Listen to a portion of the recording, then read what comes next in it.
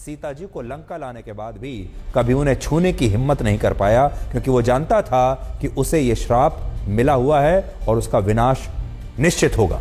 यानी रावण एक ऐसा राक्षस था जो स्त्रियों का अपहरण करने के बाद उनके साथ दुष्कर्म करता था और उसने अपनी पुत्र वधू पर भी बुरी दृष्टि डाली। इसलिए जो लोग अज्ञानतावश शायद रावण को यह सोचकर अच्छा साबित करने की कोशिश करते हैं, चरित्रवान बताने की कोशिश करते हैं कि उसने मर्यादाओं की वजह से कभी सीता जी को छूने की कोशिश नहीं की, उन्हें हम ये बताना चाहते हैं कि रावण वो दुराचारी था जो स्त्रियों का सम्मान कभी नहीं करता था और बलपूर्वक उनसे अपनी बात मनवाता था।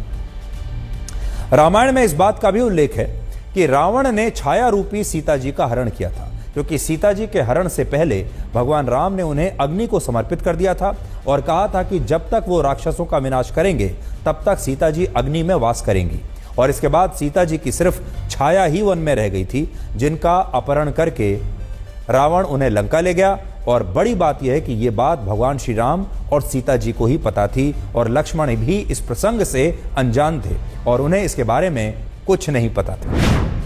रामायण के अनुसार वनवास सिर्फ भगवान श्री राम को मिला था,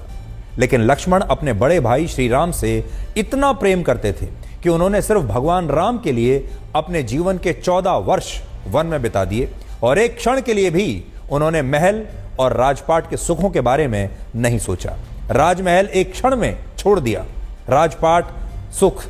जो था सब छोड़ दिया।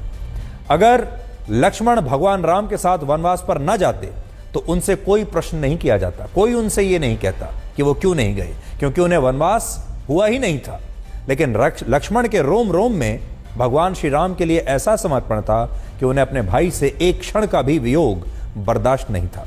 रामायण में इस बात का वर्णन मिलता है कि जब लक्ष्मण को भगवान राम के वनवास पर जाने की सूचना मिली तो उन्होंने माता कौशल्या के समक्ष ये सौगंध खाई कि अगर उन्हें भगवान श्री राम के साथ वनवास पर जाने से रोका गया तो वो अपने प्राणों को अयोध्या में ही त्याग देंगे। उन्होंने माता कौशल्या से कहा कि भगवान राम मेरे प्राण हैं और भला प्राणों के बिना कोई कैसे जीवित रह सकता है, इसलिए लक्ष्मण का महल वहीं होगा जहां भगवान राम वास करेंगे। लक्ष्मण के समर्पण से भगवान राम परिचित थे, लेकिन वो ये भी जानते थे कि वनवास कष्टों से भरा होगा और वो कभी नहीं चाहते थे कि लक्ष्मण को उनकी वजह से इन कष्टों के साथ रहना पड़े। इसलिए भगवान राम ने यह निश्चय किया कि वो लक्ष्मण के बिना ही वनवास पर जाएंगे। लेकिन जब लक्ष्मण के नेत्र दुख से लाल हो गए, होंठ सूख गए, जीभ अकड़ गई और उन्होंने अपने सुध बुध खो दिए, तब भगवान राम को लक्ष्मण की इस अवस्था को देखकर विवश होना पड़ा और कहना पड़ा कि वो